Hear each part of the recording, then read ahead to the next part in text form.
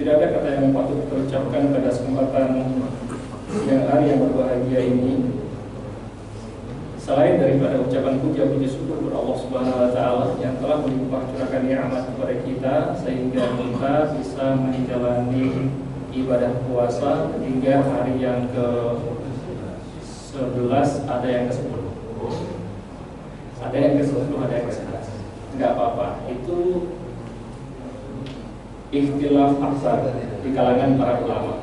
Dua-duanya sama-sama memiliki landasan dalil yang kokoh. Mohon maaf, mungkin bapak-bapak ada yang ke-10, kalau kami yang ke-11.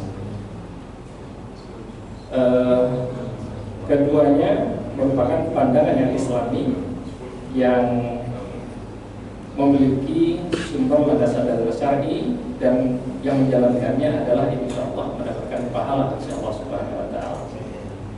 Salawat dan salam mudah-mudahan selalu tercurah kepada Nabi besar kita, junjungan teladan kita Nabi Muhammad sallallahu alaihi wasallam yang telah membawa risalah Islam sehingga Islam hadir kepada kita semua hari ini. Satu-satunya teladan manusia terbaik yang Allah pernah hadirkan di permukaan bumi sebagai teladan konkret yang pasti akan menyelamatkan kita dunia dan juga di akhirat.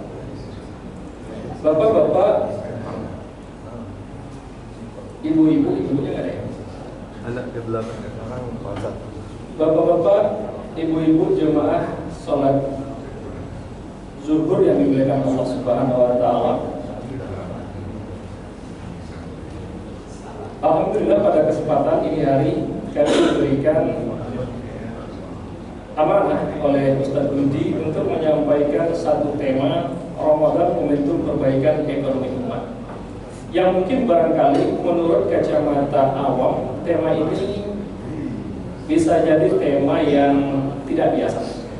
Kenapa? Karena kalau kita membahas Ramadan, momentum apa? Umumnya Ramadan itu merupakan momentum perbaikan diri, momentum meningkatkan ketakwaan, momentum meningkatkan amal soleh. Kalau bapak-bapak nggak percaya, buka Google sekarang, klik Ramadan momentum, nah pasti nggak keluar tuh Ramadan momentum perbaikan ekonomi umat. Yang ada adalah Ramadan momentum perbaikan amal soleh, meningkatkan ketakwaan dan sejenisnya. Artinya kita akan membahas satu tema yang mungkin Google sulit menjelaskan. Kira-kira gitu. Jadi Ramadan momentum perbaikan ekonomi umat. Jadi terima kasih tantangannya Ustadz Budi untuk menyampaikan tema ini. Karena itu kami akan coba dekati dengan dua pendekatan. Yang pertama adalah pendekatan secara empiris dan yang kedua adalah tinjauan yang bersifat paradigmatis filosofis. Kita akan coba secukup-cukupnya karena memang keterbatasan waktu. Adapun materi yang kami siapkan agak lumayan panjang untuk mengurai materi ini. Yang pertama berkaitan dengan tinjauan fakta empiris. Kita awali dengan hadis Nabi SAW. Beliau menyatakan dalam sabda beliau yang disorehkan oleh Imam Ibnu Khuzaimah, wa ta'lamu ummati ma fi Ramadan la tamanna ummatin an takuna sanah kulluha Ramadan. Jadi kata Nabi, seandainya umatku mengetahui keutamaan bulan Ramadan, seandainya umatku mengetahui keutamaan bulan Ramadan, maka sesungguhnya mereka akan berharap 10 tahun itu adalah bulan Ramadan. Jadi sepanjang tahun, setiap bulan-bulan itu adalah bulan Ramadan. Kenapa? Jelas di bulan Ramadan itu dilipat gandakan amal soleh. Bulan diampuni dosa-dosa. Bulan yang di dalamnya itu dalam setiap amal perbuatan yang kita lakukan itu dibalas dengan berlipat ganda dari Allah Subhanahu wa taala. Nah, kita akan menggunakan hadis ini untuk melihat dari perspektif ekonomi. Ya, ternyata bapak-bapak sekalian, selama Ramadan itu bukan hanya sebatas bahwa amal soleh kita meningkat, insya Allah ya. Yang tadinya barangkali baca Al-Qur'annya sebulan nggak tamat sekali, mudah-mudahan di bulan Ramadan ini sebulan khatam sekali. Amin. Ada nggak yang khatam belum ya? Udah khatam separuh belum? Atau udah 2 kali? Mudah-mudahan di bulan ini khatamnya tambah banyak Al-Qur'annya.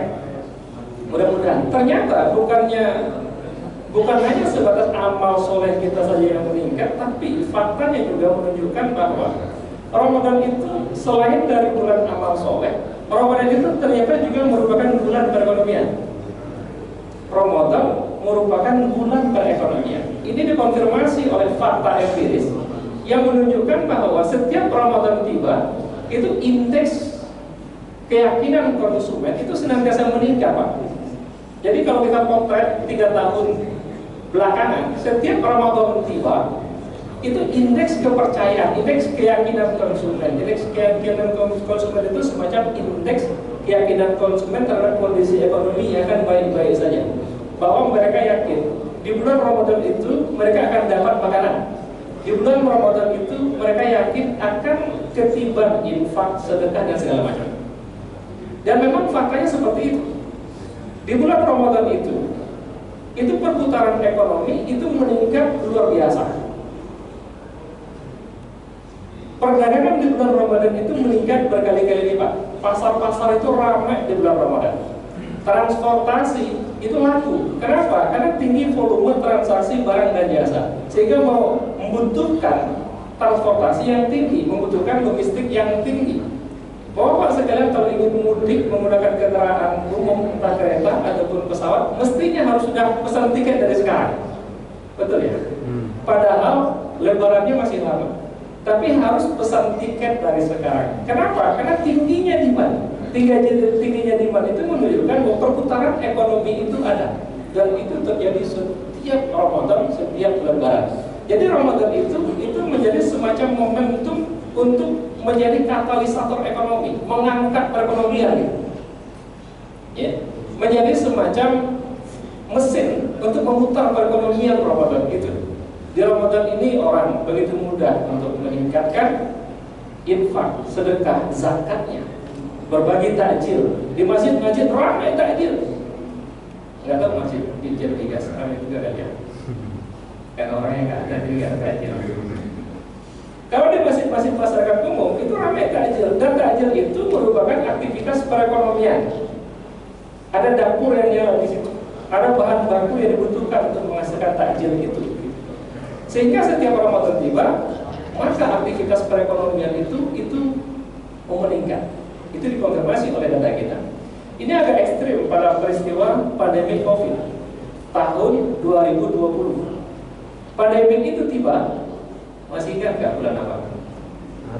Maret tahun 2020 di Wuhan, 2019 November kalau nggak salah, sehingga disebut COVID-19, COVID-19 karena datang 2019. Di kita 2020 Maret, pertama kali itu di Depok. Maret kita diumumkan pandemi. April kalau nggak salah, pertengahan April itu sudah Ramadan, Mei lebaran.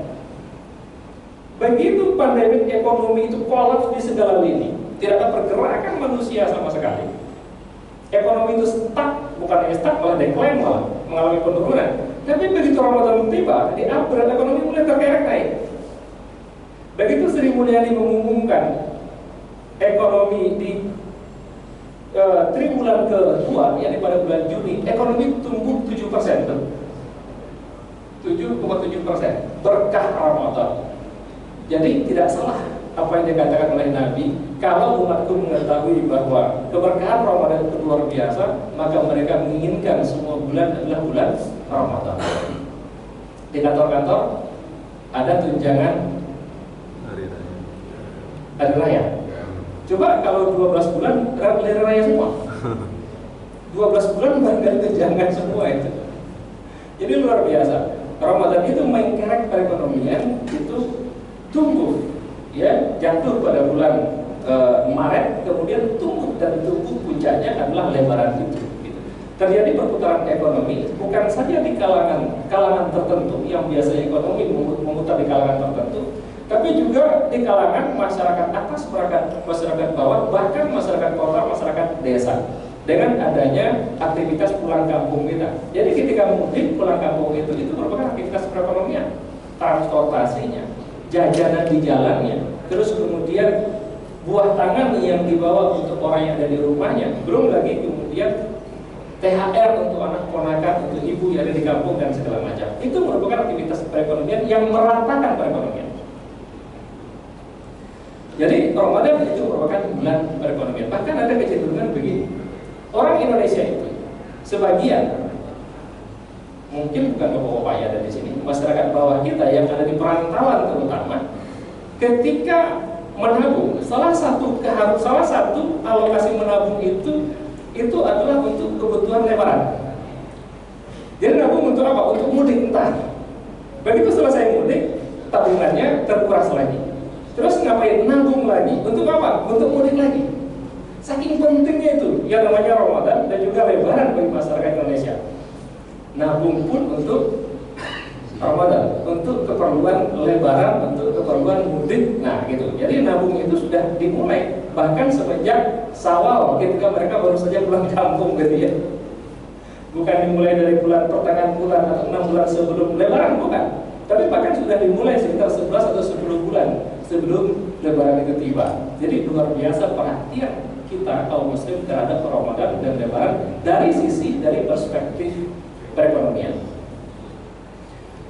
Bapak-bapak, ibu-ibu sekalian, itulah kira-kira lebih kurang dari dalam hal perspektif fakta empiris bahwa memang bulan Ramadan itu merupakan bulan perekonomian. Kita sampai jam berapa? 13.15. 13. Oke. Berikutnya kami akan sampaikan dalam hal tinjauan paradigmatik yang lebih sedikit filosofis. Kalau kita bicara aktivitas perekonomian di dalam Islam, ekonomi dalam Islam itu memiliki pandangan yang sama sekali berbeda dengan perekonomian konvensional yang asasnya itu adalah kapitalis sekuler. Kenapa berbeda? Karena memang ekonomi dalam Islam itu asasnya adalah Al-Quran. Jadi Al-Quran itu sebagiannya itu berisi ayat-ayat tentang perekonomian. Sebagian, apalagi dasarnya as-sunnah, ijma' sahabat dan juga qiyas. Ekonomi Islam itu memandang bahwa kelangkaan, scarcity itu bukanlah problem yang asasi dari perekonomian manusia. Jadi Islam memandang bahwa kelangkaan itu bukan problem dasar perekonomian. Ini agak berbeda dengan problem ekonomi kapitalis yang memandang bahwa kelangkaan itu merupakan masalah utama perekonomian.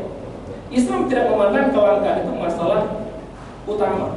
Bagaimana misalnya kita di Jakarta itu bisa memandang bahwa kelangkaan merupakan masalah ekonomi. Faktanya berdasarkan data yang pernah dirilis oleh Kompas tahun lalu 2022 kalau saya tidak salah, belum lama, setahun 2 tahun yang lalu, itu Kompas pernah merilis bahwa makanan sisa di Jakarta itu makanan dan kotaknya kalau ditumpuk itu tingginya 513 meter, 4 kali Monas. Monas itu tingginya 135 meteran, 130 meter. Jadi tinggi makanan sisa ditambah dengan kotak-kotaknya itu kalau ditumpuk itu setengah kilo. Kalau makanannya saja diteliti secara spesifik per orang di Jakarta itu ada makanan sisa 460.000 rupiah per bulan. Setiap orang menghasilkan makanan sisa di Jakarta itu 460.000 rupiah. Banyak makanan sisa, tapi juga ada yang mati kelaparan di Jakarta. Artinya problemnya bukan kelangkaan kalau begitu. Kalau kelangkaan problemnya, mestinya nggak ada makanan sisa. Tapi faktanya per kapita atau per kepala di Jakarta itu menghasilkan makanan sisa 460.000 rupiah. Kalau di rata-rata jumlah orang Jakarta berapa? 10 juta. 10 juta dikali 460.000, 4,6 triliun tiap bulan Pak makanan sisa. 4,6 triliun makanan sisa setiap bulan di Jakarta. Padahal Jakarta sendiri juga banyak. Ada yang mati kan kelaparan. Di Jakarta Barat pernah satu keluarga, daerah Jakarta Barat, satu keluarga meninggal gitu, di dalam rumahnya. Banyak spekulasi, ada yang mengatakan karena kelaparan, ada yang mengatakan begini-begini. Tapi tidak sedikit orang yang susah mencari makan di Jakarta. Di sisi lain banyak makanan sisa di Jakarta. Artinya problem kita itu bukan problem kelangkaan. Sehingga Islam memang semenjak awalnya menyatakan bahwa kelangkaan bukan masalah manusia. Allah ketika menciptakan manusia itu lengkap dengan kebutuhan-kebutuhannya, bukan itu dilapar-laparkan, bukan itu dibikin haus, bukan. Alam ini Allah ciptakan sangat-sangat cukup, bahkan lebih dari cukup untuk memenuhi kebutuhan manusia. Ketika Allah menciptakan satu manusia lengkap dengan perhitungan yang sangat detail, kebutuhannya, kehidupannya, udaranya, airnya. Allah ciptakan bumi ini sanggup untuk memenuhi semua kebutuhan manusia jika diatur dengan baik, jika diatur dengan Islam. Bagaimanapun kemampuan manusia makan masih kalah dibandingkan dengan kemampuan ikan beranak di laut. Ikan kalau beranak bukan satu anaknya, jutaan. Bagaimanapun kemampuan manusia makan tetap lebih kalah dibandingkan dengan kemampuan alam ini menghasilkan. Alam saja tanpa kreasi akal manusia dalam mereka berekonomi, serahkan saja sama alam, alam ini menghasilkan ekonomi buat kita. Apatah lagi jika manusia intervensi dengan akalnya, dikelola dengan Islam, luar biasa Pak. Tapi kalau intervensi dengan akalnya tidak diatur dengan Islam, alamnya hancur, manusia banyak yang gak kebagian, seakan-akan langka padahal tidak.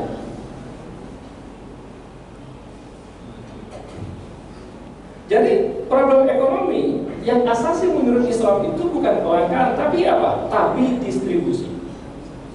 Masalah utama ekonomi kita itu adalah distribusi barang dan jasa, supaya kemudian semua orang itu kebahagiaan, sebagaimana semuanya kebahagiaan cahaya mentari. Mestinya semua kebahagiaan air tanpa membeli. Sekarang air kita beli ya,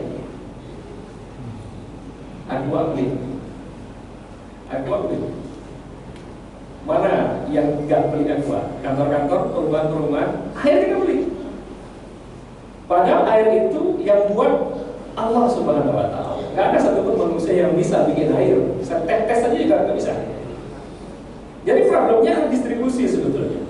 Sehingga persoalan produksi baik yang berkaitan dengan apa yang akan diproduksi, bagaimana cara memproduksinya, ini ekonomi balik. Untuk siapa komoditas akan diproduksi itu bukan prioritas pembahasan dalam ekonomi Islam. Kenapa? Soalan ini adalah soalan sains. Soalan sains itu cukup diserahkan kepada akal manusia, bukan diserahkan kepada Al-Quran. Selesai dengan akal manusianya, selesai gitu. Al-Quran itu mengatur hal-hal yang lebih strategis dan lebih penting lagi dari hanya sebatas persoalan sains. Sebab sains itu berubah terus. Handphone aja yang kita pakai 6 bulan update ini. 6 bulan kemudian sudah ketinggalan handphone kita. Artinya sains itu memang sangat dinamis kinerja akal manusia. Tidak bisa diserahkan kepada problem ekonomi, itu diserahkan kepada akal manusia. Kalau yang harus diserahkan kepada akal itu apa yang bersifat berkaitan dengan sains, pertanyaan tentang apa yang akan diproduksi, bagaimana memproduksinya, dan untuk siapa. Jadi Islam diturunkan tidak secara khusus untuk menyelesaikan problem yang berkaitan dengan kelangkaan. Problem produksi solusi cukup diserahkan pada akal manusia. Tanpa bantuan dari Islam pun akal manusia dengan sendirinya mampu menyelesaikan problem produksi barang dan jasa tersebut. Bapak Ibu, jemaah sholat zuhur di dekat Allah Subhanahu Wa Taala, mekanisme pasar bebas yang selama ini itu menjadi asas kapitalisme itu ternyata telah terbukti gagal untuk menciptakan kekayaan yang merata, adil bagi semuanya, serta berkelanjutan. Itu telah gagal. Kenapa gagal? Yang pertama adalah distribusi di dalam mekanisme ekonomi sekarang ini diserahkan kepada harga. Ketika hari ini beras naik, maka orang yang selama ini banyak beras akan buka gudang berasnya, distribusikan ke pasar. Kenapa dia distribusikan? Ada harga di situ. Di Jakarta beras misalnya murah, di Bogor beras mahal, maka pedagang-pedagang beras yang di Jakarta akan ke Bogor. Nyari apa? Nyari yang mahal itu, ada margin yang besar di situ. Itu mekanisme dalam kapitalis. Jadi barang dan jasa itu bergerak itu karena harga, karena faktor kelangkaan tadi itu. Ada harga yang besar, maka barang dan jasa akan mencari tempat-tempat itu, akan mengalir ke sana. Masalahnya adalah tidak semua orang mampu untuk membayar harga. Itu masalahnya. Tidak semua orang kantongnya berisi. Ketika harga dijadikan sebagai mekanisme ekonomi, ada orang-orang yang tertentu yang nggak punya uang, walaupun murah dia nggak sanggup bayar. Ada orang tertentu yang hanya 10.000 sehari aja begitu sulit. Jangankan 10.000 sehari, di kantongnya pun bahkan defisit. Ada orang-orang yang seperti itu, sehingga nggak mungkin kita menyerahkan mekanisme distribusi itu kepada harga. Pasti banyak yang tidak akan kebagian. Yang kedua, kenapa kapitalisme itu gagal? Yang kedua adalah karena adanya perbedaan kepemilikan asal. Ada orang yang ketika lahir itu dia sudah punya perusahaan, udah kaya. Jadi secara asal dia banyak, miliknya banyak. Ada orang yang ketika lahir nggak punya apa-apa. Bagaimana mungkin orang yang punya apa-apa dengan orang yang tidak punya apa-apa bersaing di pasar secara bebas? Sama dengan mengadu, menduelkan antara petinju kelas berat dengan bocah yang nggak bisa apa-apa. Kalah. Jadi sangat tidak fair mekanisme pasar bebas itu untuk mendistribusikan keadilan. Antara raksasa nggak bisa diduelkan dengan bocah kecil, nggak bisa. Nah begitulah kira-kira mereka yang memiliki kapital yang besar nggak bisa diduelkan dengan mereka yang tidak punya apa-apa. Yang ada adalah mereka yang sudah memiliki kekayaan yang banyak itu semakin kaya, semakin berlipat ganda kekayaannya. Yang tidak punya apa-apa semakin terjerembab, semakin merosot. Itu yang kedua. Yang ketiga adalah fakta barang dan jasa yang ada di pasar. Memang fakta barang dan jasa di pasar itu nggak sama. Ada barang dan jasa yang memang membutuhkan produksi, handphone, laptop, itu butuh produksi. Tapi ada barang dan jasa yang memang sudah dimiliki orang, dihasilkan oleh alam. Ada orang tertentu dia punya perusahaan tambang batu bara misalnya. Itu kan dihasilkan oleh alam. Bukan dia yang menanam batu bara, bukan. Ada orang yang punya tambang gas, individu. Dia punya itu. Tapi orang lain itu tidak punya. Bagaimana mungkin kemudian orang yang punya aset yang dihasilkan oleh alam berkat lisensi, berkat izin dan segala macam itu kemudian bersaing terhadap orang yang tidak memiliki akses ke situ? Maka pasar bebas, kalau mekanismenya diserahkan kepada pasar bebas tidak akan sanggup menciptakan keadilan. Berikutnya, struktur harga mudah terdistorsi. Harga-harga di pasar ini mudah dibuat oleh opini. Tiba-tiba naik harga, misalnya harga jangkrik gitu. Pernah nggak harga jangkrik mahal gitu kan? Atau harga tanaman aglonema dahulu, kisaran tahun 2008 sampai tahun 2010 itu ada tanaman namanya apa, arboretum aglonema gitu ya. Itu mahal sekali. Satu potnya itu bisa 500.000. Itu dibikin oleh opini publik. Harga itu begitu mudah terdistorsi oleh permainan media. Ya. Jadi harga tidak bisa mendistribusikan, menciptakan keadilan. Kemudian berkembangnya pasar-pasar semu. Pasar-pasar semu itu diantaranya adalah pasar modal, pasar saham. Yang ketika orang masuk ke pasar modal, ke pasar saham, nyari apa? Nyari gain, nyari untung. Ketika mereka beli saham, untuk apa? Untuk dijual kembali. Sehingga kemudian perputaran uang di pasar saham itu berkali-kali lipat dibandingkan dengan perputaran uang di pasar nyata. Perputaran uang di pasar modal, di pasar saham itu berkali-kali lipat dibandingkan dengan perputaran uang di sektor real. Jadi kalau begitu, kalau kita kembalikan kepada tema kita, bagaimana Ramadan mengatasi problem ekonomi? Kita dekati dengan dua dalil. Yang pertama tentunya adalah dalil tentang Ramadan itu sendiri. Dua-duanya dalil tentang Ramadan.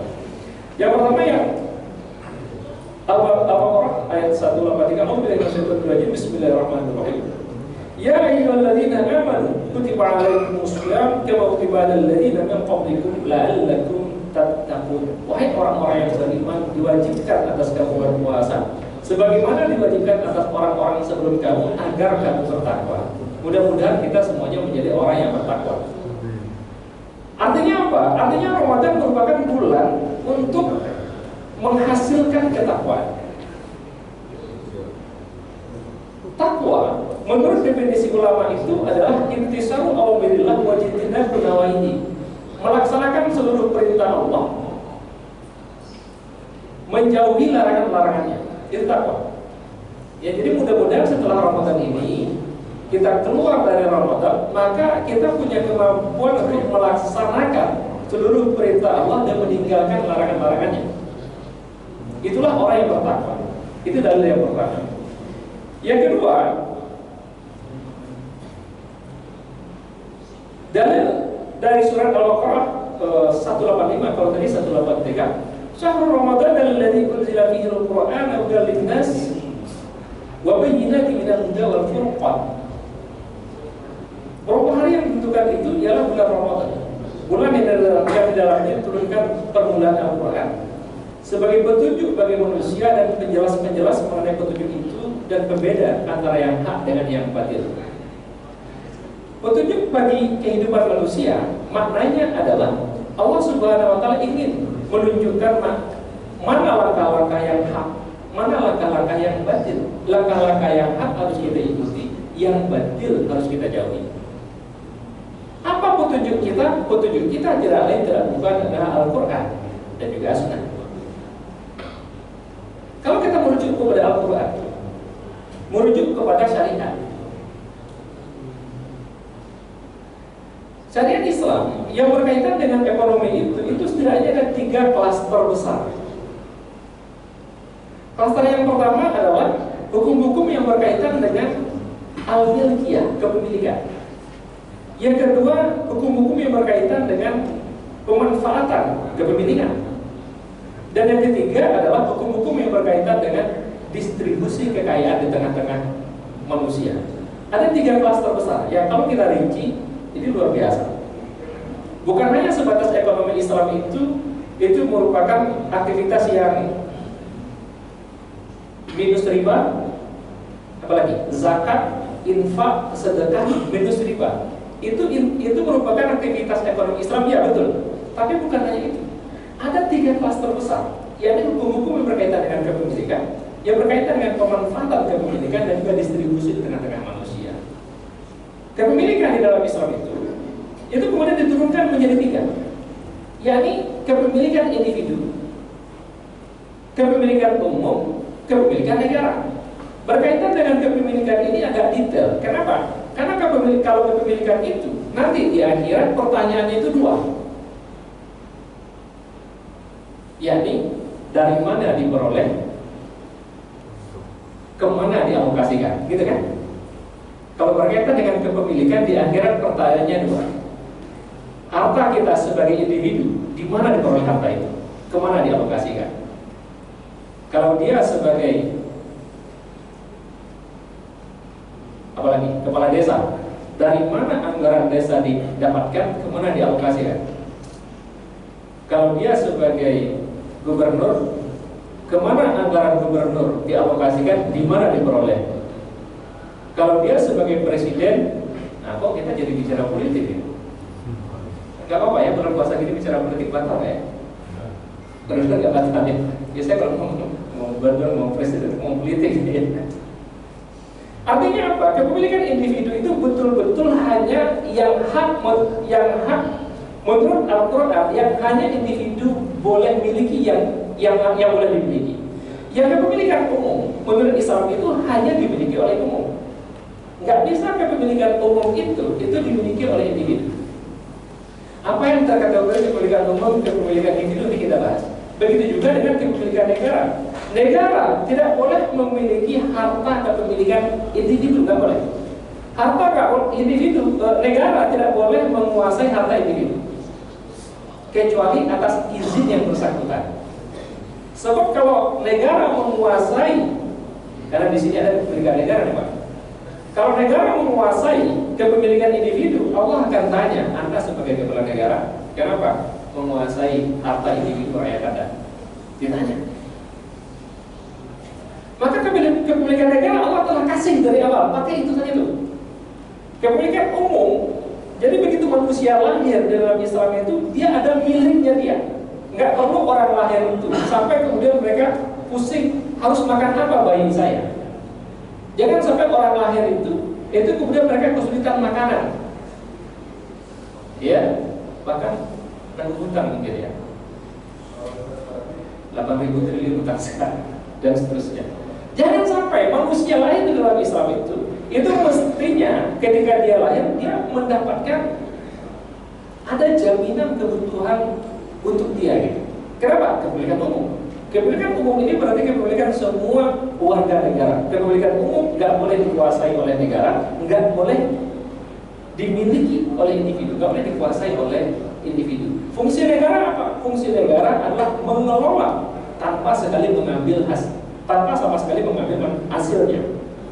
Hasilnya untuk individu. Itu kepemilikan dalam hal kepemilikan. Yang kedua adalah dalam hal pemanfaatan kepemilikan. Islam juga membagi menjadi penggunaan harta diatur oleh Islam, kemudian pengembangan harta. Jadi nggak bisa kalau bisa kita jajan sembarang jajan, nggak bisa. Jajan beli narkoba nggak boleh. Jajan untuk hal yang dihalalkan boleh. Jadi ada hukum yang mengatur. Implikasi hukum haram, implikasi hukum wajib sunnah atau mubah gitu. Nggak boleh kita jajan sembarang jajan. Ya. Kemudian distribusi kekayaan. Ada distribusi secara ekonomis, ada distribusi secara non ekonomis. Nah itu infak, zakat, sedekah. Itu distribusi kekayaan tapi secara non ekonomis.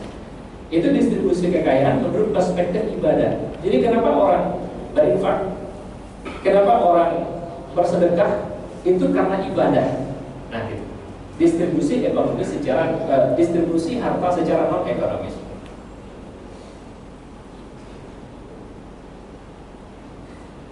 Kita bahas satu-satu. Pertama berkaitan dengan kepemilikan. Dari mana kepemilikan itu bisa kita peroleh? Di antaranya adalah bekerja. Ya, bekerja sebagai misalnya ijarah seperti sekarang bahwa semua ini ijarah. Ya, sebagai ajir, sebagai staf, sebagai pegawai, ya tetap maksudnya direktur mungkin tetap itu merupakan staf, pegawai. Ajir, ijarah atau manajer atau general manajer tetap itu merupakan akad ijarah dalam Islam. Akadnya harus jelas, pekerjaannya juga harus jelas. Kemudian adalah musaqqat, kemudian adalah mudharabah, samsarah, berburu, itu juga merupakan bagian dari cara memperoleh. Kemudian menggali kandungan bumi, untuk kandungan bumi yang jumlahnya itu tidak banyak maka diizinkan. Misalnya menggali,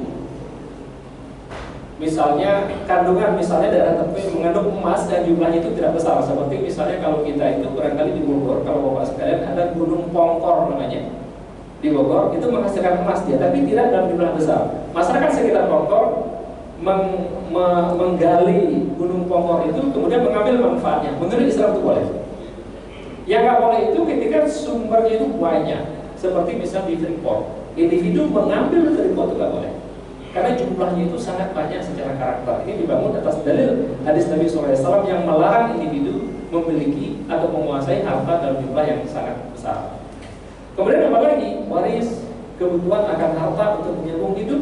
Ya, jadi sebetulnya butuh harta untuk menyambung hidup, sehingga kemudian misalnya atas kebutuhan itu dia berhutang. Berhutang itu boleh sebetulnya. Jadi berhutang kalau misal boleh ya. Kalau dia nggak berhutang, hidupnya menjadi terancam gitu.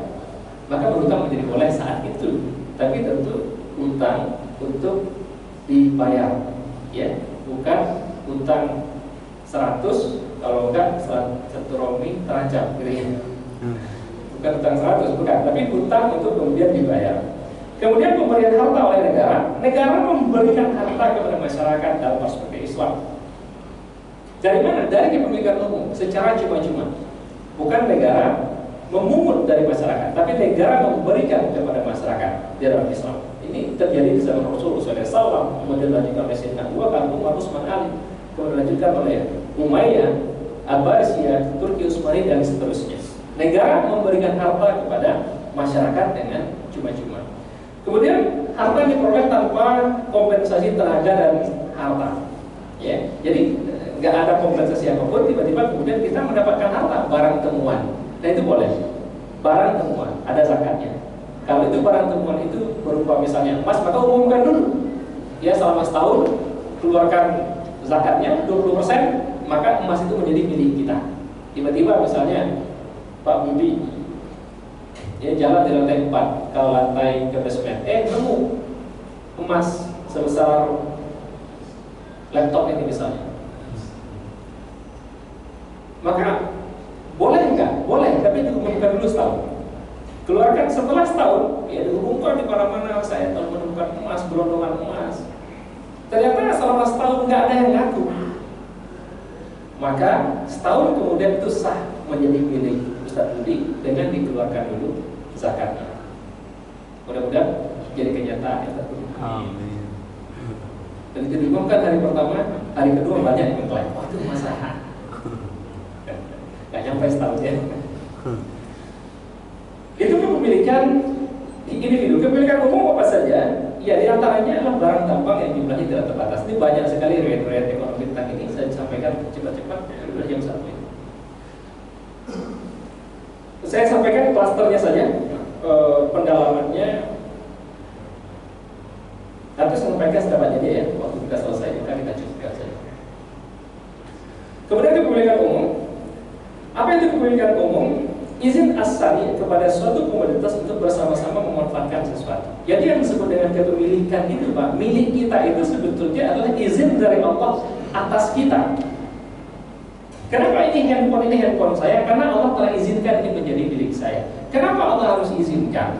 Karena saya mendapatkannya melalui cara-cara yang Allah izinkan. Saya beli. Allah mengizinkan jual beli. Berarti Allah telah mengizinkan saya untuk memiliki.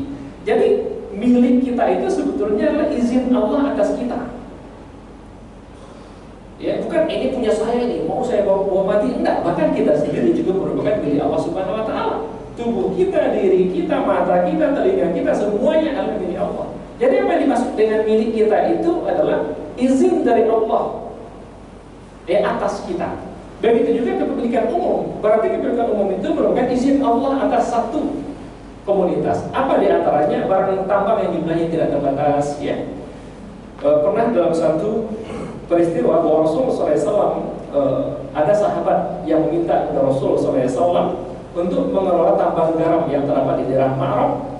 Setelah kemudian sahabat itu pergi, maka ada sahabat yang lain yang menyatakan kepada Rasulullah SAW, wahai Rasulullah, tahukah baginda apa yang baginda berikan kepadanya? Sesungguhnya baginda telah memberikan sesuatu yang bagaikan air yang mengalir. Maksudnya tambang garam yang diminta oleh sahabat tadi itu jumlahnya besar banget. Apa kata Nabi? Maka tarik kembali tambang itu dari dia. Gak boleh. Gak boleh. Jadi gak boleh memiliki tambang yang jumlah itu besar banget. Gak boleh. Kalau kecil seperti di Pongkor gak apa-apa. Banyak lagi hadis-hadis yang lain. Kemudian selain dari barang tambang yang tidak terbatas, yang kedua adalah sumber daya alam yang sifat pembentukannya itu menghalangi untuk dimiliki oleh individu. Mina misalnya itu nggak boleh diprivatisasi. Mina adalah tempat tinggal orang yang terlebih dahulu datang. Jadi Mina itu milik kaum muslim sedunia. Siapapun yang lebih dahulu datang di Mina, maka dia punya hak atas Mina untuk berdiam diri di Mina. Kemudian harta benda yang merupakan kebutuhan umum nggak boleh juga dimiliki. Kaum muslim bersyirekat. Al muslimun syuraka fi salasin. Alma, al-kala, bandar, air, padang rumput dan api. Api itu adalah energi. Air milik umum. Padang rumput itu kala itu semua yang ada di permukaan tanah. Hutan itu milik umum. Termasuk juga tidak pernah dilarang air, padang rumput, api untuk dimanfaatkan siapapun. Jadi siapapun boleh memanfaatkan. Manusia bersekutu dalam 3 hal. Dalam banyak hadis dikatakan seperti itu, dan banyak hadis menyatakan bahwa harga haram. Harga di antara 3 barang itu dilarang. Ini udah jam 1, kita stop. Ustaz, mau diskusi karena kita dibatasi oleh waktu. Masih banyak yang lain, Pak, segera dari kepemilikan negara. Kemudian kepemilikan negara itu apa saja? Banyak banget. Jizyah, khorat, 25 fa'i, 1/5 dari rikas usyur, harta orang yang meninggal, harta orang-orang yang telah murtad. Kemudian berbagai macam tanah, ini luar biasa. Kemudian pemanfaatan kepemilikan, ilmu Islam juga mengatur dengan sangat detail pemanfaatan kepemilikan. Begitu juga dengan pengembangan kepemilikan. Ya, bahwa di dalam kapitalis itu ada perseroan. Dalam Islam juga mengenal yang namanya perseroan. Islam juga mengenal namanya aktivitas industri. Dan kemudian terakhir adalah distribusi kekayaan. Yang seperti ini hanya ada di dalam Islam. Yang dibagi kepemilikan itu menjadi kepemilikan individu, kepemilikan negara, dan juga kepemilikan umum. Kalau di dalam kapitalis semua kepemilikan adalah milik individu. Individu boleh punya pulau, boleh. Individu boleh punya hutan. Individu boleh punya tambang apapun. Itu dalam kapitalis. Semua milik adalah milik individu. Dalam sosialis sebaliknya, semua milik adalah milik negara. Bahkan individu pun milik negara. Bahkan manusia pun merupakan milik negara. Manusia itu bahkan diatur mau bekerja di mana, mau kuliah di mana, kecenderungannya apa. Itu dalam sosialis. Dalam Islam dibagi. Ada milik individu, ada milik umum, ada milik negara dengan ketentuan-ketentuan dalil yang sangat detail. Kemudian ada mekanisme pasar syariah, kemudian politik ekonomi Islam. Ini sangat menarik kalau kita dihami. Akan tetap kalau kita dalami. Tapi karena keterbatasan waktu kita sudah jam 13.04, sedangkan waktu kita sampai 13.15, ada waktu sekitar 11 menit lagi. Barangkali di antara bapak jemaah sekalian ada yang disampaikan, ada yang ditambahkan, ada yang dikritisi. Kami berikan kesempatan seluas-luasnya. Allah muwaffiq ila aqwamit thoriq. Assalamualaikum warahmatullahi wabarakatuh. Baik, Bapak Ibu jemaah sekalian, setelah kita menyimak kajian hari ini tentang puasa momentum perbaikan ekonomi umat, silakan kepada Bapak Ibu yang mau bertanya atau menambahkan.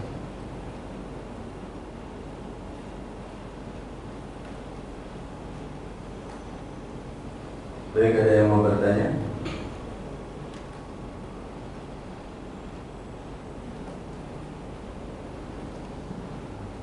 Mungkin pada paham bisa atau emang gimana nih?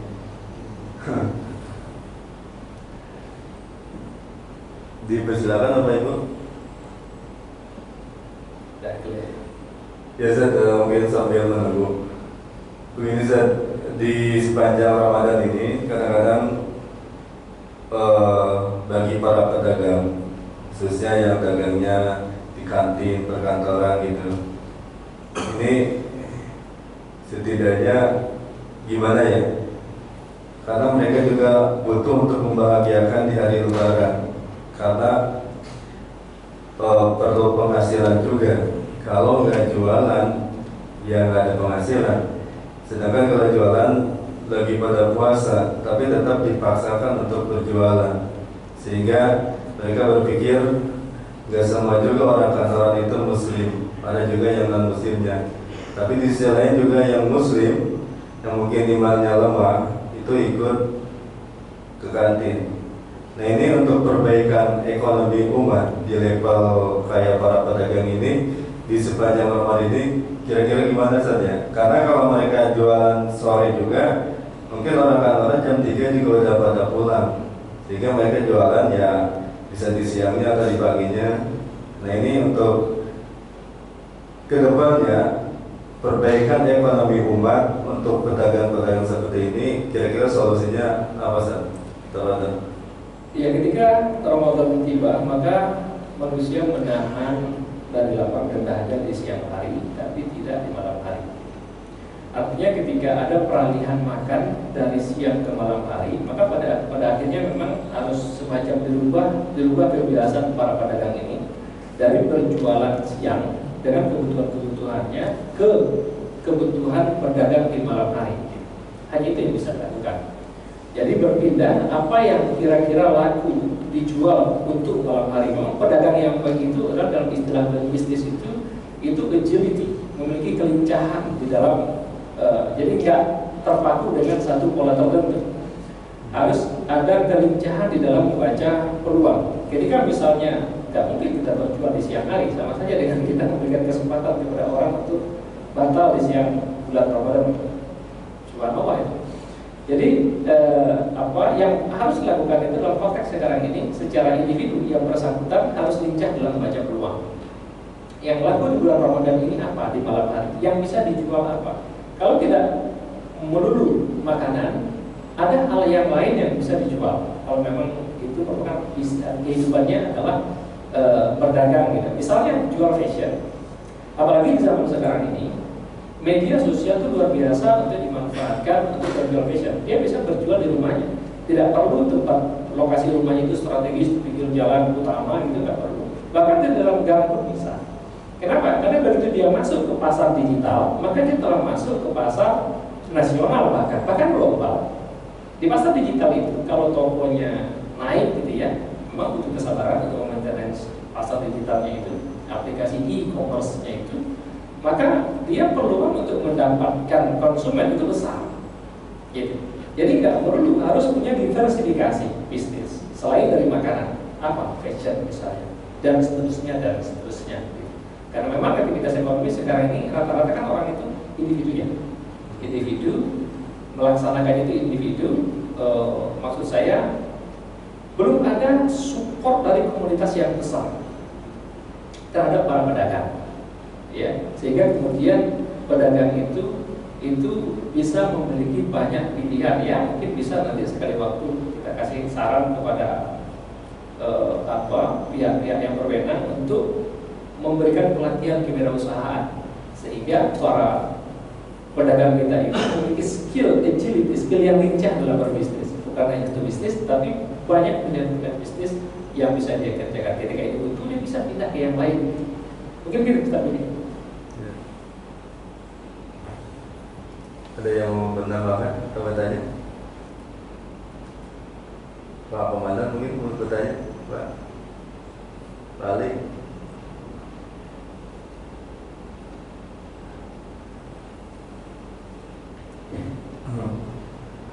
Baik, karena nggak ada yang mau bertanya lagi dan waktu juga telah mengakhiri kajian kita di siang ini.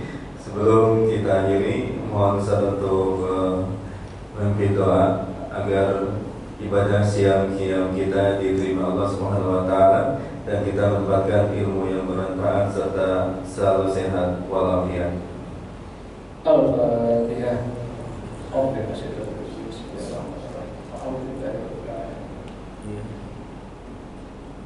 Astagfirullahaladzim, astagfirullahaladzim, astagfirullahaladzim, bismillahirrahmanirrahim. Alhamdulillah, hamdan syakirin, hamdan na'imin, hamdan yu'min kathir mazida. Ya Rabbana laka hamdu kama yanbaghi li jalali wajhika al-karim wa 'azimi sultanika. Allahumma salli ala sayyidina Muhammad wa ala sayyidina Muhammad. Rabbana taqabbal minna as-salatana wa qiyamana wa ruku'ana wa sujudana wa qawlana wa tadabburana wa tafassurana wa taqassirana ya Allah ya Rabbal alamin. Allahumma a'inna ala zikrika wa syukrika wa husni ibadatik. Rabbana zalamna anfusana wa in lam taghfir lana wa tarhamna lanakunanna minal khasirin. Allahumma inna nas'aluka salamatan fid din wa 'afiyatan fil jasadi wa ziyadatan fil 'ilmi wa barakatan fil rizqi wa tawbatan qabla al-maut wa rahmatan indal maut wa maghfiratan ba'da al-maut. Allahumma hawwina baina fi sakaratil maut والنجاة من النار وأرفعك الحساب. اللهم أسبنا حسابا يسيرا، اللهم أسبنا حسابا يسيرا، اللهم أسبنا حسابا يسيرا. ربنا آتنا في الدنيا حسنة وفي الآخرة حسنة وقنا عذاب النار. سبحان ربك رب العزة عما يصفون وسلام على المرسلين والحمد لله رب العالمين. Amin ya rabbal alamin.